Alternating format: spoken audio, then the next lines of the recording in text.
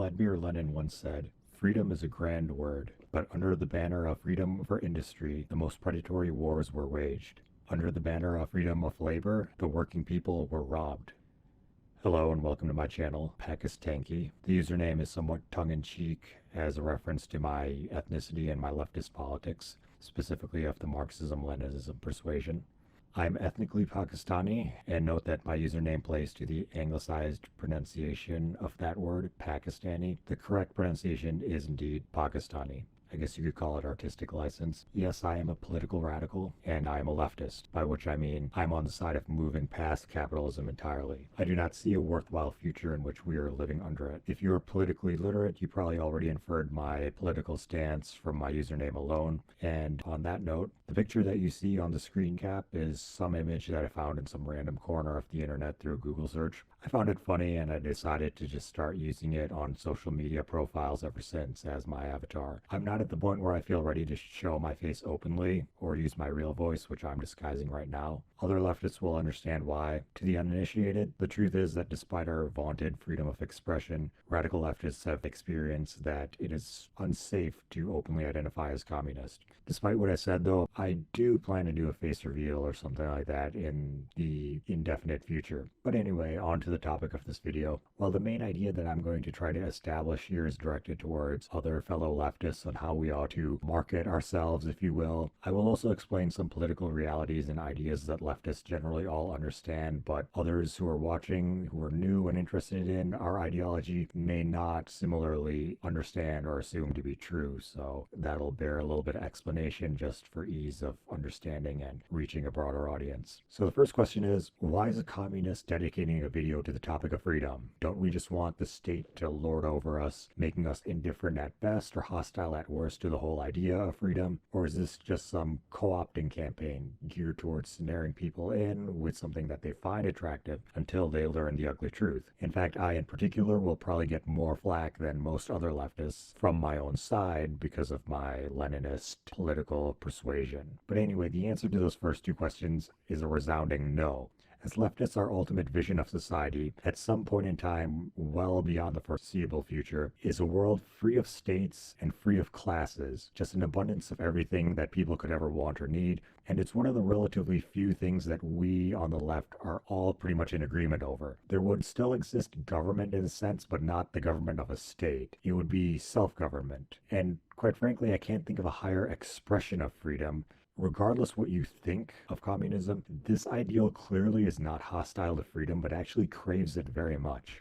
Our ideological opponents do not envision anything so ambitious. In fact, if you are new to leftism, you might not even know that the word libertarianism was actually stolen from the left.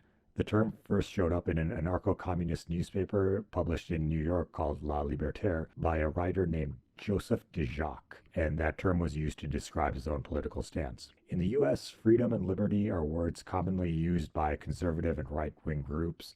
This is a very politically expedient position to occupy given the broad cultural appeal of freedom and liberty. We have long emphasized the value and importance of freedom in this country, and unlike a lot of things that we teach in the US, I don't think this is a wholly or even mostly bad thing. Sure, it is an idea that can be used to lead people down the path of reactionary politics, but my belief is that we, the left, if we are savvy, not only can use this to our great advantage, but that we ought to, because we're the only ones fighting for freedom in the truest sense. And at some level, I think the ideal of freedom just plays to an innate desire in all of us to be masters of our own destiny. But first we must ask this question to tell the real ones apart from the grifters. What does it mean to be free?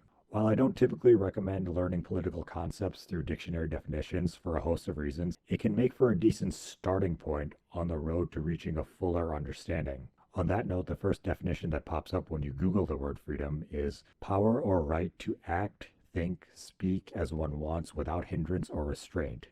This is actually a decent working definition for freedom because there are two parts to this whole. There is the power or right to act, think, or speak as one wants, and there is the absence of hindrance or restraint on the right. So the first part, the power, the right, can be described as a positive liberty, whereas the absence of hindrance and restraint can be described as negative liberty. Negative liberty is the absence of limitations on one's ability to do things. Positive liberties entail affirmative duties to allow people to do things. You'll notice here that negative liberty kind of assumes an ability to do something, whereas positive freedoms work to make them a reality. Now, the topic of freedom and liberty has been debated by philosophers for centuries, but for the purposes of today's video and to avoid veering too far from the point, these definitions will suffice. On that note, it can be said that societies founded on liberal values like the USA have generally championed negative liberty and instilled this way of thinking into their citizens as kind of the default understanding of freedom. Here's where leftists are different.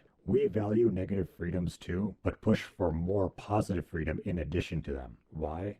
Because if you can't truly be free without the ability to do what you want, then it's not enough to remove constraints on the ability, but you have to actually take reasonable steps to ensure that the ability exists in the first place. You are not truly free without affordable quality education. Oppression and tyranny are much easier to accomplish if the target lacks literacy and critical thinking skills necessary to recognize oppression, defeat the ideas used to justify oppression, and imagine alternatives to the status quo. You are not truly free if you cannot participate in the political process. Economic status is the #1 determining factor for whether or not someone votes in the US. We would all agree that the ability to vote or otherwise meaningfully participate in the political process is a pretty significant requisite to a free society. In that sense, oppression is more than just overt violent attacks by state actors. It can also be achieved, knowingly or not, through invisible economic barriers. You are not truly free if hospital bills bury you up to your eyeballs in debt, because you will not truly have the freedom to choose to cure what ails you until it's absolutely necessary, and then you will no longer have the freedom to make use of your money completely as you see fit. The same is true of stuff like student loan debt, especially when higher education is the only way to get a decent job. Relatedly, if your only way of affording healthcare is through your employer, that can make employment practically inescapable, even if you hate your job, which constitutes another kind of loss of freedom. You are not truly free without practical trade skills. Otherwise, you will not have opportunities on the job market to begin with. Sadly, K-12 schools really do not teach that anymore, and even trade schools cost considerable money, even if they are relatively more affordable than liberal arts universities. Let this also be a direct retort to the imaginary debate of equality of opportunity versus equality of outcome. Equality of outcome, whatever that means, is not and never has been the goal. More to the point, you cannot truly have quote-unquote equality of opportunity without first ensuring that those opportunities exist and that people have a reasonably achievable path to take advantage of them. In truth, many liberal progressives who are not anti-capitalists, and therefore in my book not truly leftists, can also get behind these ideas. A historical example is US President Franklin Delano Roosevelt, who proposed a second Bill of Rights near the end of his presidency, which would build off the original 10 constitutional amendments by guaranteeing a job, housing, healthcare, and education, just to name a few different proposed rights. Whereas the original Bill of Rights generally confers negative freedoms, guaranteeing that the government will not encroach on certain abilities and will not impose certain restrictions or constraints on people, this second Bill of Rights proposed by Roosevelt confers more positive freedoms, noting that the US was founded on the idea of granting life, liberty, and the pursuit of happiness to all people, from which all other civil liberties in the Constitution flow, and that the conditions of the economy after industrialization require more positive freedoms in order to actually make the pursuit of happiness reasonably possible. Other detractors of the left and detractors of other progressives who champion positive freedoms say that positive freedom is too intrusive on others' freedoms, therefore negative freedoms are the way to go. However, I would argue that such intrusion is inherently unavoidable where freedoms are concerned, even if we confine ourselves just to negative ones. Everyone's ability to do something could be seen as a freedom that one values and is entitled to. Therefore, everyone can invoke freedom as a defense for whatever they're doing, and put the onus on you to heal your own injury by exercising your own freedom.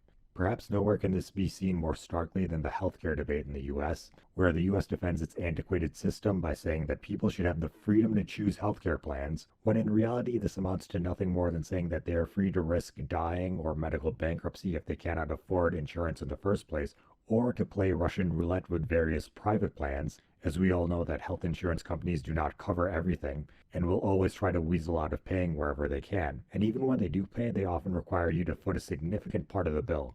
At a time when most Americans don't have more than about $200 or $400 in emergency savings, deductibles to the tune of hundreds and even upwards of 1,000 impose a pretty significant economic barrier to actually going and seeing a doctor, because for a lot of people, it will lead to some pretty serious economic injury on top of whatever living expenses and debts that they already have to deal with. None of this is freedom in any meaningful sense of the term. In the USA, the groups who tout freedom and liberty the most loudly are various groups who could fall under the banner of, let's just call it, the American right. To be clear, everyone to the left of them also makes arguments and appeals to freedom for many of their own policy goals. However, the American right makes that idea of freedom and liberty central to their message, whereas all the other disparate groups to their left really do not to the same extent. Worse yet, when you actually examine the policy goals that their leaders associate with quote-unquote freedom, it only ever really amounts to the freedom for businesses to profit at the great expense of workers, consumers, and the environment, or freedom for social conservative groups to impinge on others' freedoms, for example, people's rights to reproductive healthcare services or LGBT equality. If we can distill the rightest definition of freedom to a few key values, they would be freedom for business owners to profit with minimum restriction, freedom to engage in antisocial behavior, and consumerism, i.e. freedom to instant gratification by acquiring goods and services. It's a very shallow and self-defeating idea of what freedom should be. And if any conflict exists between freedom of a business and freedom of a citizen, the business's freedom will almost always come out on top according to this crowd. On the other hand, we the left, in our fight for social equity, are truly fighting for freedom.